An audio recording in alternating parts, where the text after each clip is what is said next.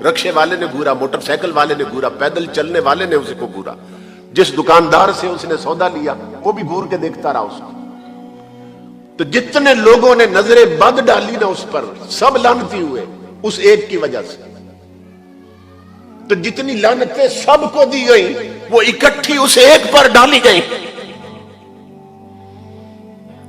ہمارے گھروں میں برکت کیوں نہیں، نحوست کیوں ہے، رزق میں برکت کیوں نہیں؟ اس لیے کہ ہماری عورتیں بے پردہ نکلتی ہیں، اور جب گھر پلٹ کے آتی ہیں تو خدا کی لعنتوں کے پلندے اٹھا لاتی ہیں۔ تو جس گھر میں لعنتی عورت ہو اس گھر میں برکت کہاں سے آئے، رحمت کہاں سے آئے؟ ایک تو بے پردگی، اس پر کسی نے توجہ نہیں دی، یہ رواج بن چکا ہے۔ بعض کہتے ہیں کہ ہمارے خاندان میں پردے کا رواج ہی نہیں ہے۔ رواج کی بات نہیں ہے، پردے کا تعلق رواج کے ساتھ نہیں ہے، پردے کا تعلق تیرے دین کے ساتھ، تیرے کلمے کے ساتھ ہے، تیری تعلیم کے ساتھ پردے کا تعلق۔ نبی اکرم صلی اللہ تعالی علیہ وآلہ وسلم نے فرمایا میری امت پہ ایک وقت آنے والا ہے، سیاتی زمان علی امتی لا یبالی المرء ما اخذ منه امن الحلال ام من الحرام۔ میری امت پہ ایک وقت آنے والا ہے کہ ہوں گے میرے امتی کلمہ میرا پڑھیں گے مگر انہیں پرواہ ہی نہیں ہوگی حلال کر رہے ہیں کہ حرام کر رہے ہیں۔ حلال اور حرام کی تمیز ختم ہو جائے گی، پرواہ ہی نہیں ہوگی کسی۔ اور آج دیکھ لے دودھ بیچنے والا پانی ڈال رہا ہے، اس کو پرواہ ہے کہ حلال سے حرام کر رہا ہوں۔ ترازو میں تولنے والا ڈنڈی مار رہا ہے، اس کو حیا ہے کہ میں حرام کم کر رہا ہوں۔ ملاوٹ والا مال بیچا جا رہا ہے، انہیں احساس ہے کہ ہم حرام کر رہے ہیں۔ بھائی بھائی کی زمین دبائے بیٹھا ہے، اس کو احساس ہے کہ میں حرام کر رہا ہوں۔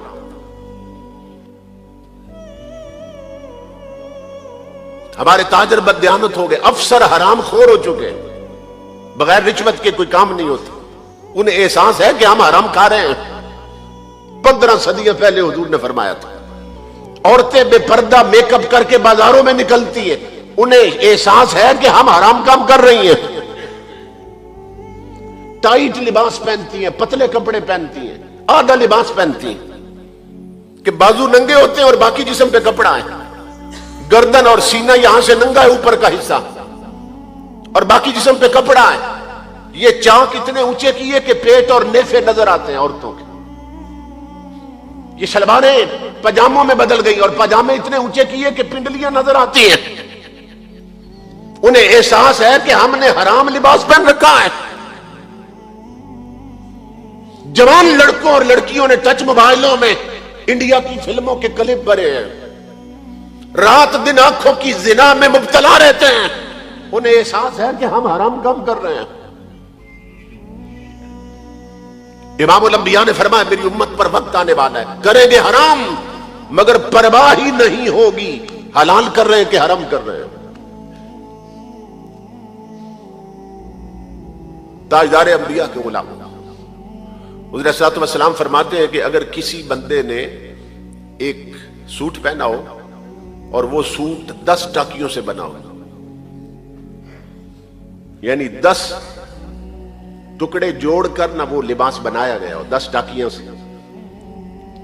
9 ٹاکیاں اس کے خون پسینے کی حلال کمائی سے بنی ہو، 1 ٹاکی حرام سے لگی ہو، امام الانبیاء فرماتے ہیں اس کی زندگی بھر کے سجدے مردود ہوتے ہیں۔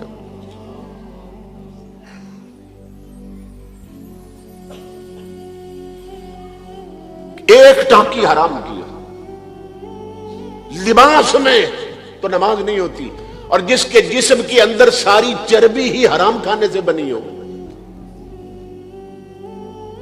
جسم کا گوشت ہی حرام کھا کے بنا ہو، بتائیے اس کے سجدے نمازیں کیسے قبول ہوگی؟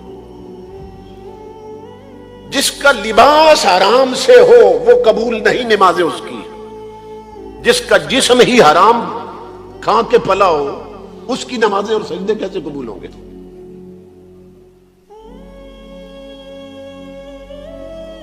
جب لوگ حلال کھاتے تھے تو حال یہ تھا، اور یہ دور کا واقعہ نہیں ہے، ابھی پاکستان بننے سے پہلے کی بات ہے۔ حضرت شاہ سراج الحق چشتی صابری ایک بزرگ گزرے. کیا نام تھا؟ شاہ سراج الحق چشتی صابری رحمت اللہ تعالی. یہ محکمہ مال میں آفیسر تھے. انگریز کا دور تھا، انگریزوں کی حکومت. تو یہ آفیسر تھے محکمہ مال میں، نہ خود حرام کھاتے تھے نہ نیچے والوں کو کھانے دیتے تھے. تو جو افسر دیانتدار ہو نا، نیچے کلرک اور نیچے کا طبقہ اس سے بڑا پریشان ہوتا ہے کہ یہ نہ خود حرام کھاتا ہے نہ ہمیں کھانے دیتا ہے. تو یا تو اس کی ٹرانسفر ہو جائے، تبدیلی ہو جائے اس کی، اور یا یہ مر جائے تاکہ ہمیں کھانے کا موقع ملے. تو وہ اللہ رب العزت کے نیک بندے تھے، رزق حلال کا اہتمام کرتے تھے اور بڑی توجہ رکھتے تھے اس پر. تو نچلا طبقہ بڑا پریشان تھا کہ ان سے جان کیسے چھڑائی جائے. تو انہوں نے کیا کیا؟ انہوں نے اللہ والے پر الزام لگا دیا، اللہ والے پر، کہ انہوں نے مال میں فراڈ کیا ہے، انہوں نے مال خرد برد کیا ہے. عدالت میں کیس چلا ان کے خلاف. جو جج تھا وہ انگریز تھا، وکیل بھی انگریز تھے اور ہندو. تو عدالت سے نا بلاوا آ گیا حضرت شاہ سراج الحق چشتی صابری کو کہ عدالت میں پیش ہو اور اپنی صفائی پر کوئی گواہی پیش کریں کہ آپ پر الزام لگا ہے کہ آپ نے مال کھایا ہے. اس دور میں، اب تو موٹر سائیکل ہے نا یا کاریں ہیں، اس دور میں لوگ خچروں پر، اونٹوں پر اور گھوڑوں گھوڑیوں پر سواری کرتے تھے. آپ اپنی گھوڑی پر سوار ہو کے گئے تھے. عدالت کے باہر اپنا جانور باندھ کے نا گھوڑی کو عدالت کے اندر پہنچے. تو جب بلاوا آیا تو اس نے کہا کہ سراج الحق چشتی آپ ہیں؟ آپ نے فرمایا میں ہوں. تو انگریز جج کہنے لگا کہ تم پر الزام لگا ہے کہ تو نے حرام مال کھایا ہے اور فراڈ کیا مال میں. اب اپنی صفائی میں گواہ پیش کرو. حضرت شاہ سراج الحق چشتی فرمانے لگے، سننا غور سے، آپ فرمانے لگے میں اپنی گواہی خود دوں یا میری گواہی میری گھوڑی پیش کرے؟ میں اپنی صفائی خود دوں یا میری صفائی میری گھوڑی پیش کرے؟ وہ جو وکیل کھڑے تھے ہنسنے لگ گئے. یہ بابا پاگل تو نہیں مذاق کر رہا ہے؟ عدالت میں آ کبھی گھوڑیاں بھی صفائی دیتی ہیں؟ انگریز جج نے کہا اس کا چہرہ جوتوں والا نہیں لگتا ہے. اس نے کہا آج تک بندوں کو دیکھا صفائی پیش کرتے ہوئے، آج دیکھتے ہیں گھوڑی صفائی کیسے دیتی ہے. اس نے کہا چلو ٹھیک ہے، اپنی گھوڑی سے صفائی دلوا. آپ نے فرمایا مجھے اجازت دو، میں گھوڑی کو عدالت میں لے آؤں. عدالت میں گھوڑی کو لے آئے. اس نے کہا آپ گھوڑی تو بول نہیں سکتی، کیسے صفائی دے گی؟ آپ نے فرمایا یہاں سے ایک بندہ بھیجو، باہر جائے کھیتوں میں اور مالک کی اجازت کے بغیر چارہ کاٹ کے لے آئے، گھاس لے آئے. مالک سے اجازت نہ لے اور چارہ کاٹ لائے. انہوں نے ایک بندہ بھیجا، وہ جو زمین آئی سامنے اس نے وہاں سے کاٹ لی اور گٹھڑی سی بنا کر لے آئے. آپ نے فرمایا میری گھوڑی کے آگے ڈالو. جب گھوڑی کے آگے چارہ ڈالا نا تو گھوڑی نے نفرت سے منہ پھیر لیا. انہوں نے بڑی کوشش کی، ادھر ادھر رکھا، جب ادھر منہ کرے رکھے، گھوڑی منہ پھیر لے.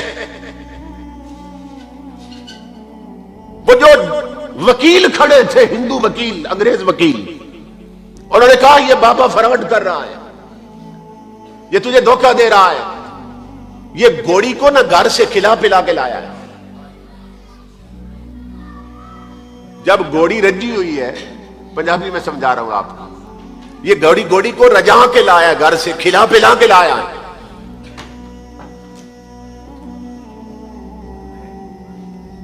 تو جب گھوڑی کا پیٹ بھرا ہے تو کیسے کھائے گی؟ یہ فراڈ کر رہا ہے. وہ حلال کھانے والا محمد عربی کا سچا غلام وہ عدالت میں اکیلا کھڑا تھا. جلال میں آ گئے، فرمایا جس کی زمین سے چارہ کاٹا ہے اس مالک کو بلا لاؤ. انہوں نے بندہ بھیجا اور اس مالک کو بلا لائے.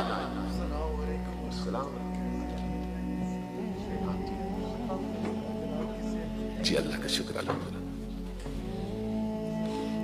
ماشاءاللہ حضرات، یہ ہماری خوش